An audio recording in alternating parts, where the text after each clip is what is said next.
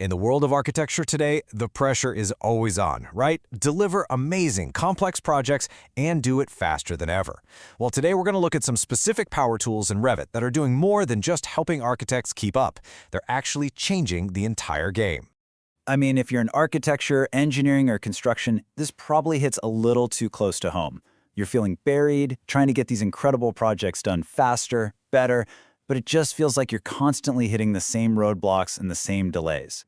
But here's the thing, the demands have gotten higher for sure, but your tools, they're getting way smarter. We're about to dive into some specific Revit features that are designed to cut through that chaos, turning those high-stress moments into a chance to be more efficient and honestly, more creative. Okay, so first up, let's talk about one of the biggest initial challenges on any project: modeling the ground, the site, the world your building is actually going to sit in. For the longest time, modeling terrain was just a pain. You know, it was this rigid, clunky process. You'd get these surfaces that were a nightmare to change, which made it super hard to get your building to feel like it truly belonged in the landscape. And that's where TopoSolids completely changed the picture. This is Revit's answer to that age-old problem. It's not just an update, it's a totally new way to think about site modeling, built to handle all those complex curves and slopes, with a kind of flexibility we just didn't have before. You can really see the difference here. The old way, the site was like the separate, stubborn thing you had to work around.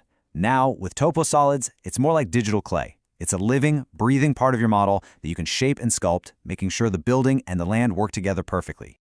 All right, let's move on to something every single architect knows all too well: the documentation grind.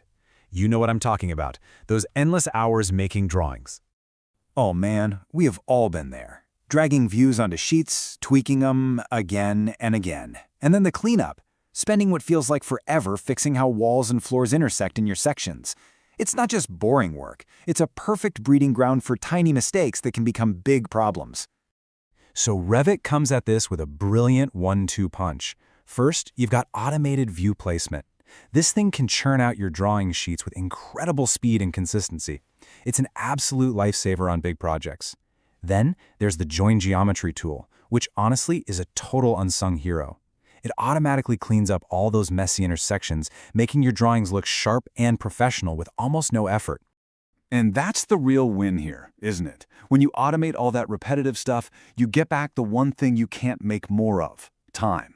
And that's time you can pour back into the fun stuff, the important stuff, the actual design part. Okay, so saving time is huge. But what about the other big challenge? Collaboration. How do you get everyone, architects, engineers, contractors, all working from the same playbook? I mean, that's the whole point of BIM, right? To have one single source of truth? Because when you've got all these different teams involved, that digital model is the Bible. But what happens when the architect's model is just a tiny bit off from the engineers? Well, you get chaos. You get costly, frustrating rework out on the actual job site. It's a nightmare. This is where Revit really steps up with a whole suite of coordination tools.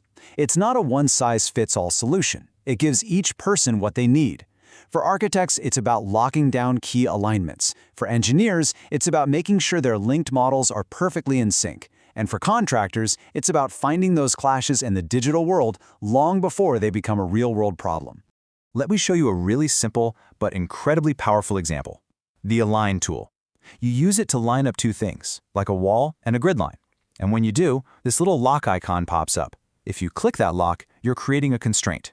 You're basically telling Revit, hey, no matter what happens, these two things always stay together. It takes half a second, but it can prevent massive coordination problems later on. So when you put all of this together, what do you get? It's not just a collection of neat features. It's something much bigger.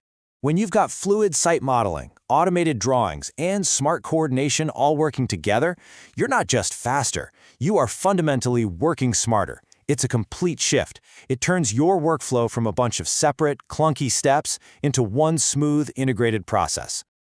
So what are the big takeaways here? Number one, let the software do the boring stuff. Embrace automation. Number two, get really good at the coordination tools. They'll make you the calm center of your project team.